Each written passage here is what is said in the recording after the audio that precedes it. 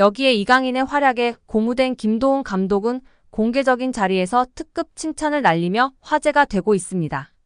지난 9일 김 감독은 국내 매체와의 인터뷰에서 이강인의 이름을 직접 언급했습니다. 김 감독은 이강인은 솔직히 계속 칭찬을 해줘야 하는 선수라며 축구 선수로는 최고의 테크니션이라고 생각한다라고 말했습니다.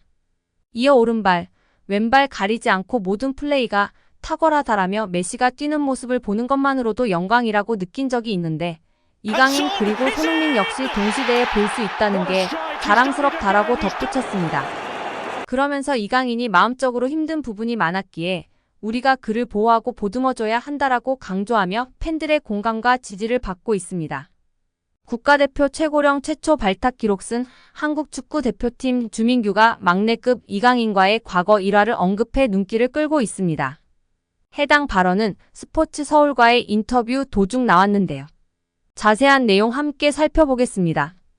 여기에 주민규와의 단독 인터뷰가 화제가 되고 있는데요. 다양한 이야기 속 이강인 선수와 관련한 일화가 화제가 되고 있습니다. 주민규는 지난 3월 북중미 월드컵 아시아 지역 2차 예선을 앞두고 33세 333일이라는 나이로 국가대표 최고령 최초 발탁 기록을 썼습니다. 앞서 지난 6일 싱가포르전에서는 34세 54일 나이에 데뷔골을 터뜨리며 관심을 한몸에 받기도 했습니다. 그는 주변서 2026 북중미 월드컵도 가야 하지 않느냐고 말한다. 물론 마음속엔 있을지라도 생각하지 않으려고 한다. 현재에 충실하며 많은 골을 넣는 게 목표라고 말했습니다. 그런가 하면 주민규는 대표팀 합류 당시 주장 손흥민을 비롯해 조현우, 엄원상 등 동료들의 도움이 컸다고 말했습니다.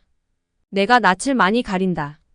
또 나이가 많아 당장 어울릴 사람이 없지 않을까 걱정했는데 동생들이 다가와 줬다며 고마움을 전했습니다. 그러면서 막내급 1원 이강인과 있었던 에피소드를 언급해 시선을 끌었습니다. 인터뷰에 따르면 지난 소집 기간 식당에서 이르게 식사를 마친 주민규는 디저트 코너에서 과일을 가져와 동료와 나눠 먹었습니다. 그때 이를 바라본 대표팀 선배 이강인이 주민규에게 형이 나이 가장 많은데 왜 과일을 직접 떠오느냐며 웃었고 이에 주민규가 내가 나이가 뭐가 중요하냐. 나중에 너도 나이 들면 형처럼 하라고 했다고 말한 것으로 알려졌습니다. 해당 일화를 전하며 주민규는 강인이나 다른 동생들이 먼저 장난도 건다. 처음엔 나도 조심스러워했는데 생각보다 다들 순수하고 좋더라고 덧붙였습니다. 이강인 선수가 본 바로는 나이가 많은 선수는 직접 과일을 떠오지 않는 문화였는데 주민규 선수가 직접 과일을 떠오는 모습에 웃으며 이야기를 한 것 같습니다. 그리고 주민규 선수는 이강인 선수나 다른 동생들이 친밀하게 먼저 장난도 치며 다가와 주고 대화를 나누고 지내다 보니 다들 순수하다며 대표팀의 분위기를 전해주었습니다. 한편 주민규 선수는 앞으로의 계획에 대해서도 언급했는데요. 그는 매체에 40살까지 하고 싶다며 축구 자체를 정말 좋아한다. 한계를 두지 않고 도전하고 싶다. 은퇴하더라도 축구할 것 같다. 누군가는 은퇴하면 질려서 안 한다는데 50대가 돼서도 조기 축구회에 나가서 할 것 같다고 말했습니다.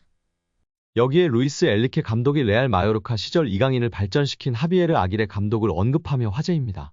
스페인 마르카는 엘리케 감독이 자신의 트위치 채널에서 이강인을 이야기한 걸 발췌해 전했습니다. 엘리케 감독은 아틀레틱 빌바오와 레알 마요르카의 코파델레이 결승전 이야기를 했는데 한 팬이 이강인 성장 관련 질문을 하자 아기레 감독 공이 크다고 말했습니다. 아기레 감독은 베테랑 지도자로 멕시코 국적인데요. 멕시코 대표팀을 비롯해 오사수나, 레알 사라고사, 에스파뇰, 레가네스 등 스페인 팀을 주로 지휘했습니다. 2014년부터 1년간 일본 사령탑으로 있기도 했습니다. 2021년도 시즌 중도에 마요르카로 온 아기레 감독은 이강인, 쿠보 다케우사를 활용해 스페인 라리가 잔류를 이끌었습니다. 지난 시즌 이강인을 한층 더 발전시켰습니다. 수비 축구를 하면서도 이강인의 기회 창출 능력을 극대화했습니다.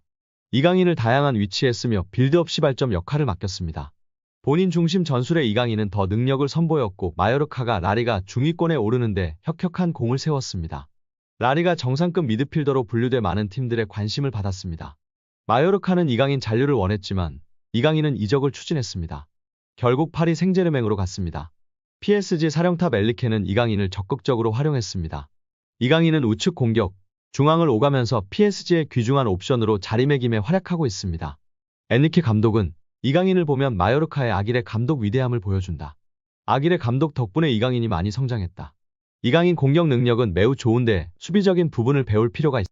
이어 이영표 위원은 이강인 선수가 재능은 기본적으로 있었겠지만 훈련과 노력이 없이는 만들어질 수가 없습니다. 또한 이강인 선수의 강점은 드리블도 있고 시야도 있고 정확한 왼발킥도 있고 터치가 굉장히 강점이 있다고 생각합니다.